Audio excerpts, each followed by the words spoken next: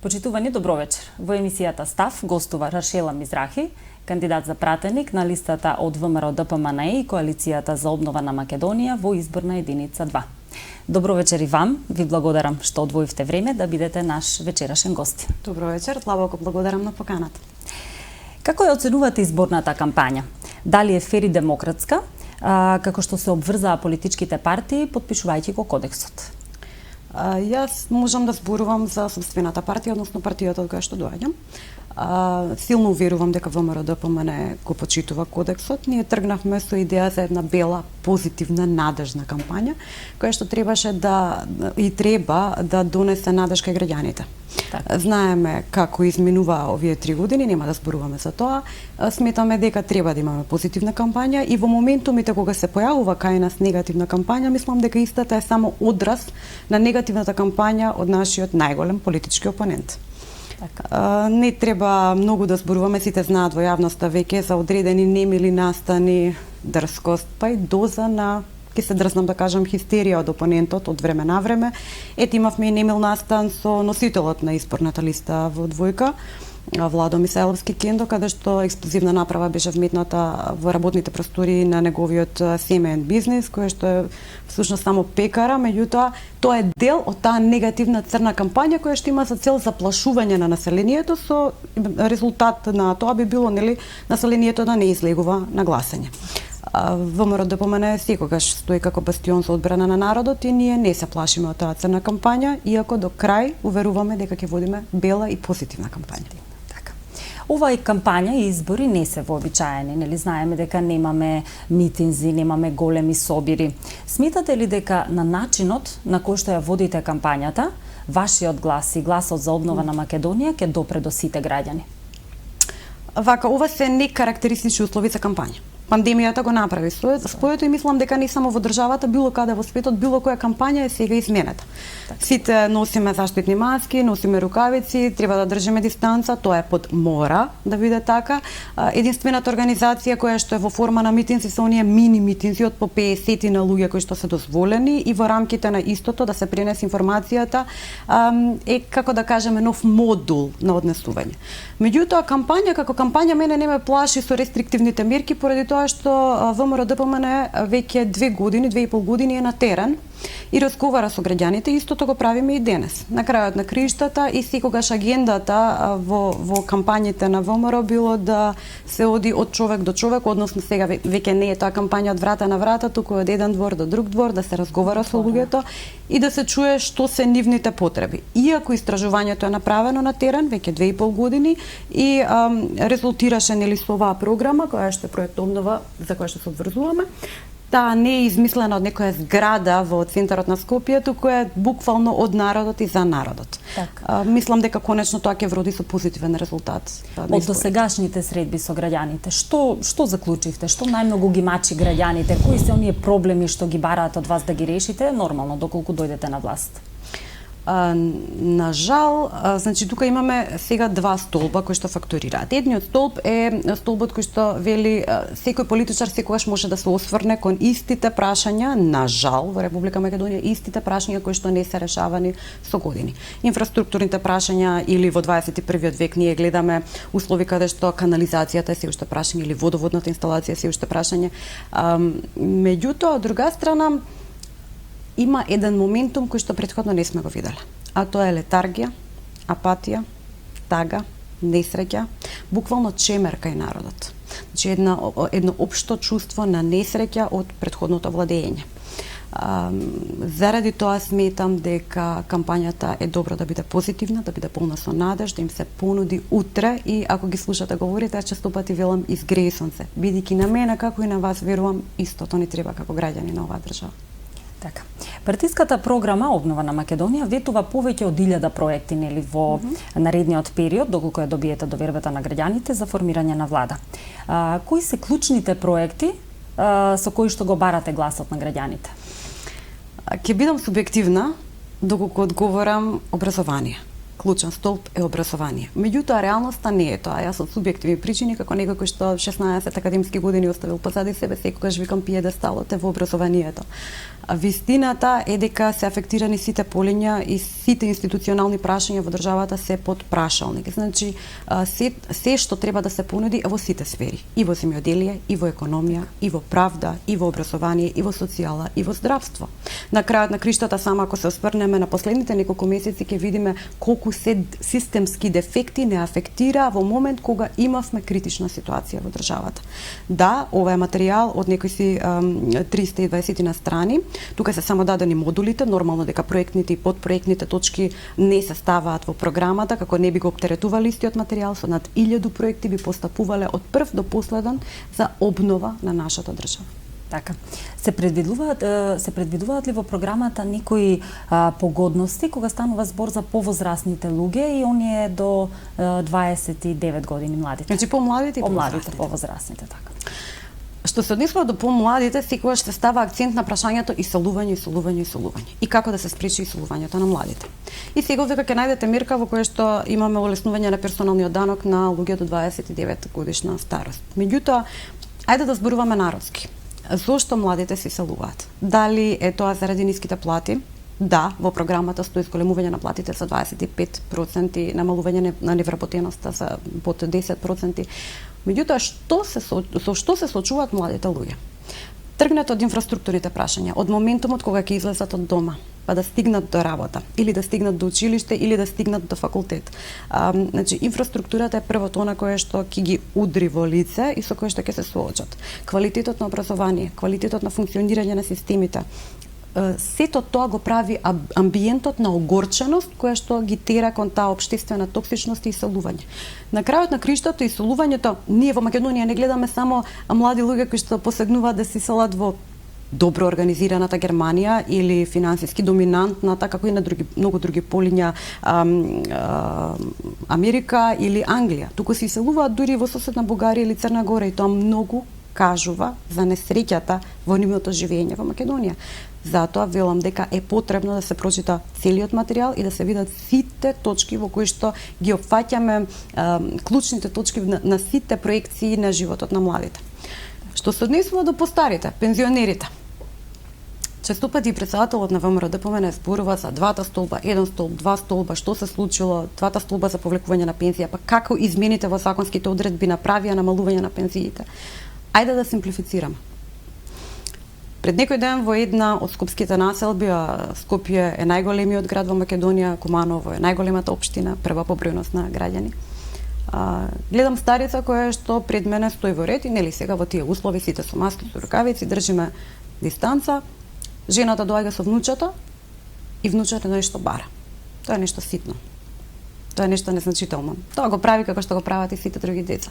Намалувањето на пензиите за 1000 денари за подосна Социјалдемократскиот сојуз да ги врати за 700 денари плюс, за што треба пензионерите да кажат големо, длабоко благодарам, се 300 денари помалку.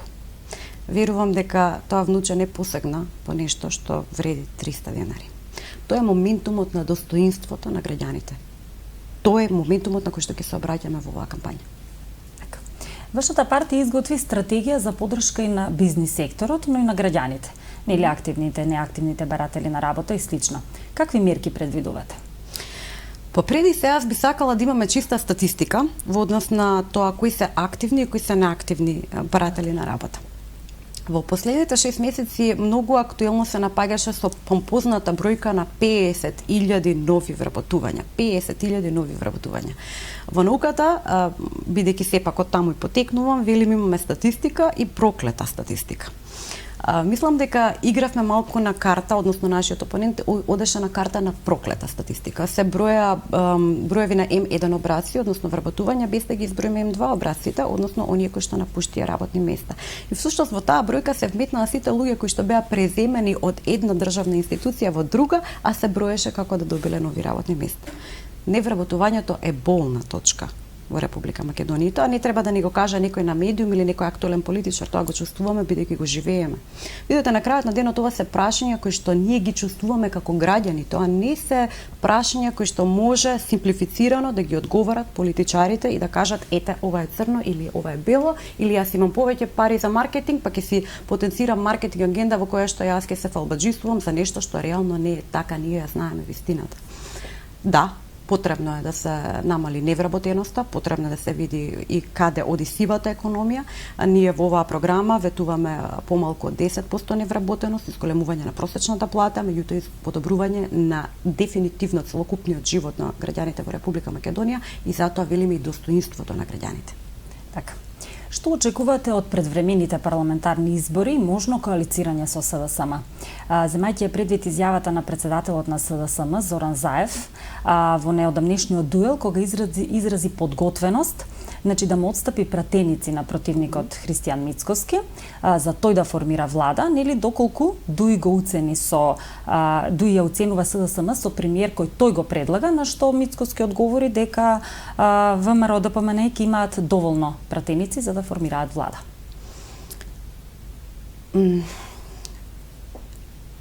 Една од најубавите работи кои што го слушам за себе е тоа што народот во Република Македонија вели за Рашела дека некогаш постапува аполитички, може би некоректно политички до одреден степен, меѓутоа кажува вистината.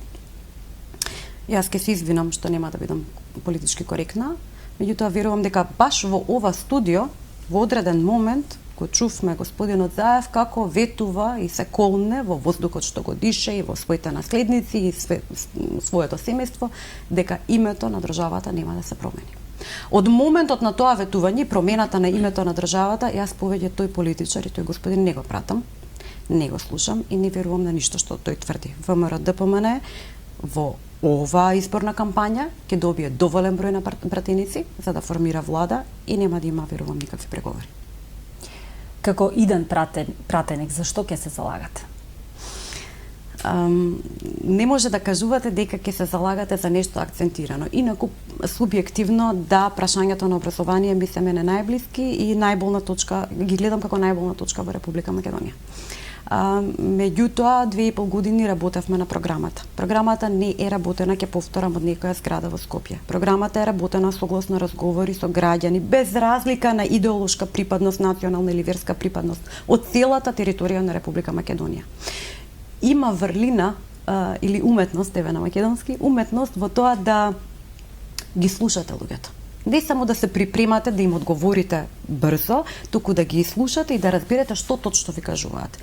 Ние ги слушавме граѓаните и изготвивме оваа програма. Од првиот проект до последниот проект, завршување на последниот проект за кој што ние се обврзуваме во наредните 4 години, јас ќе верувам во секој поединечен проект и ќе буткам во насока да се комплетира целата програма на ВМРО ДПМН. Нема поединечни проекти. Така. Задоволни ли сте од политичкото учество на жените во Македонија?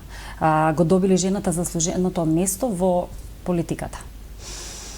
Или вие како нели дали коалицијата за обнова на Македонија планира да постави повеќе носителки на јавни функции доколку дојдете на власт? Прашањето на права на жените се актуализираше во последните години и не можам да кажам дека тоа субјективно не ми прија. Да, во ред е да се постави тоа прашање.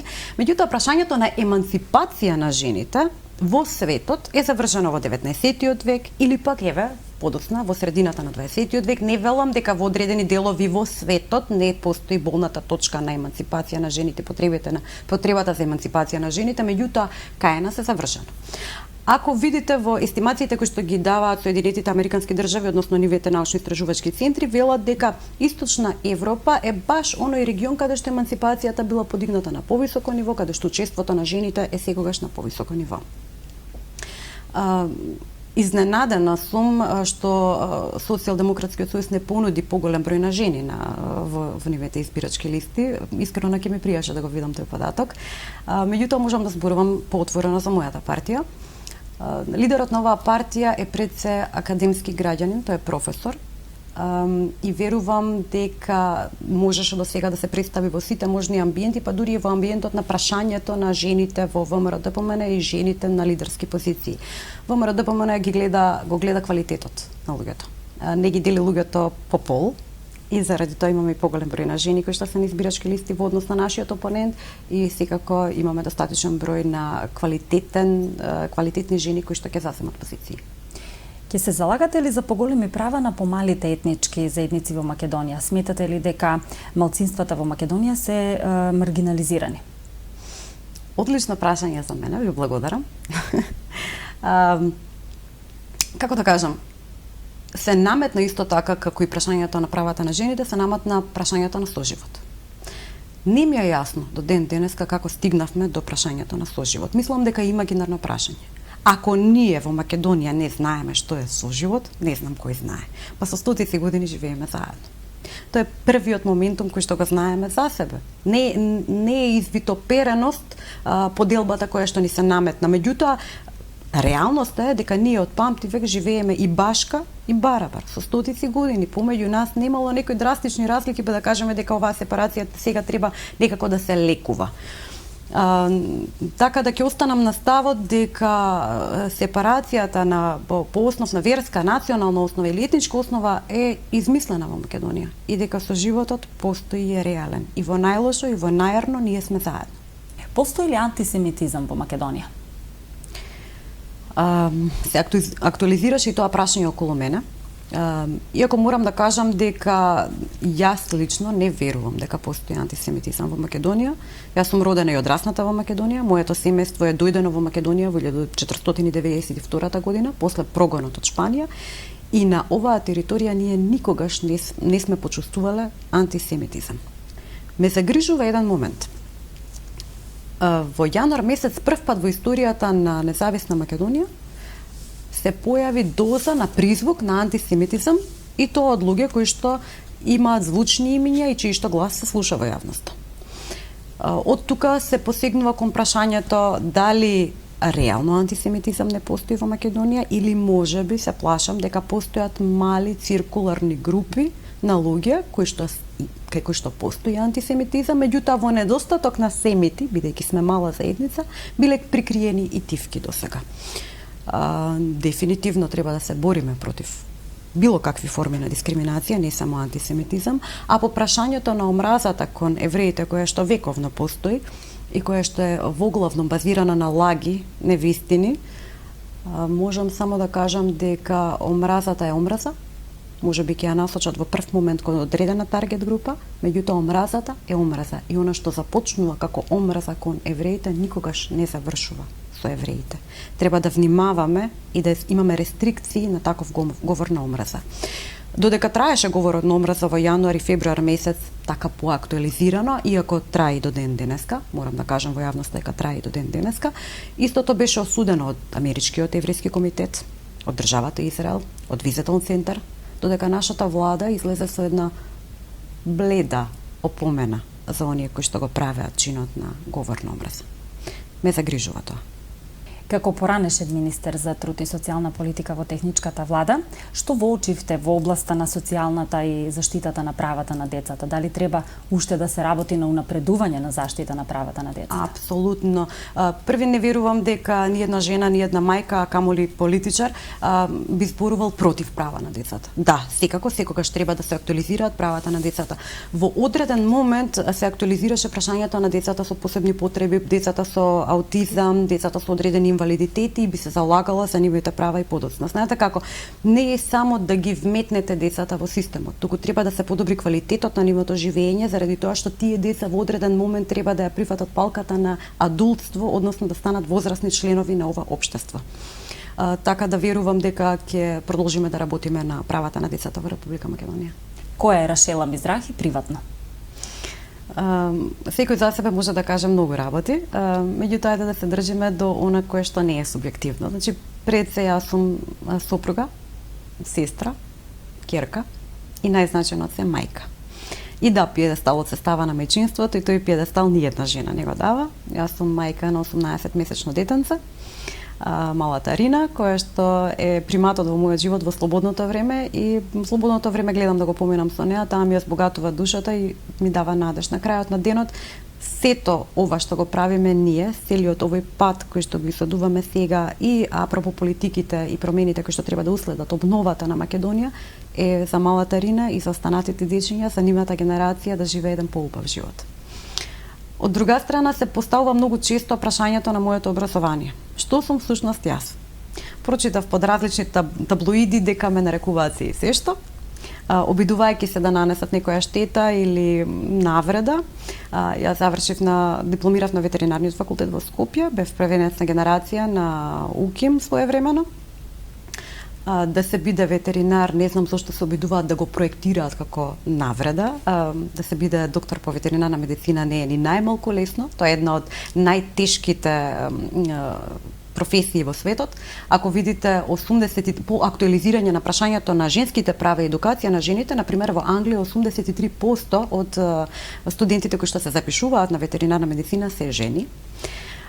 Сепак е тоа една тешка професија, малку луѓе знаат за тежината на таа професија, значи сепак се работи за пациенти кои што не говорат. Се работи за факултет кој што уфаќа 64 испити, не е ни најмалку едноставно да се влезе на таков студиум било каде во светот, ниту пак да се дипломира во таков студиум. И луѓето воглавно мислат, кога ќе помислат на ветеринарна медицина, мислат на лекување на домашни меленици или сточни животни. Би поставила само неколку тези кои што ги забораваат.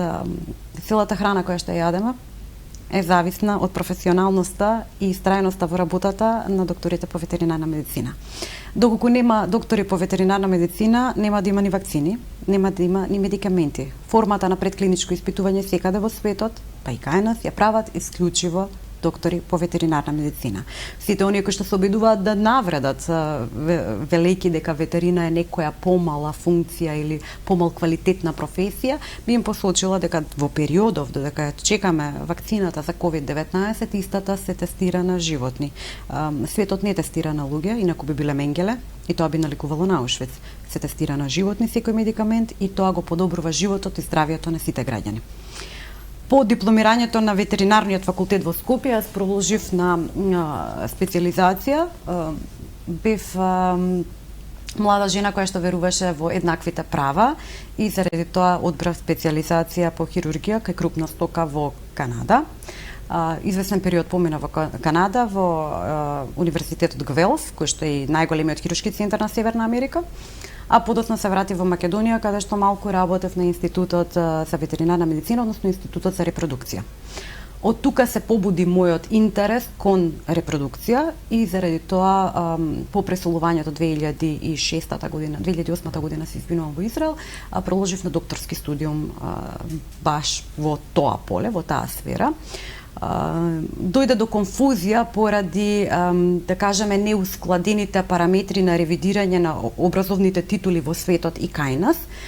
Јас студирав на медицинскиот факултет Бар Илан, тоа е универзитет на медицинската гранка, каде што студирав биохемија и молекуларна биологија во андрологија, значи стриктно на машка фертилност. Така да мислам дека е комплексно да се објасни во една емисија. Меѓутоа, неосновани се оние напади кои што беа упатувани кон мене на база на моето образование. Јас сум многу горда на моето образование и горда сум што успеав да го комплетирам истото. Мислам дека беше исклучително тешко. Докторскиот студиум траеше 6 години, имаше макотрпен тест на крајот за да се комплетира. Тоа е научно-истражувачки докторски труд кој што не е всушност теоретски труд, туку е патент продукт кој што подоцна го користат самите фармаци. И можам само да кажам дека би се гордејала доколку Македонија во одреден момент има таков универзитет и такви институти и произведува таков кадар. Ви благодарам што бевте гостин вечерва во нашава емисија.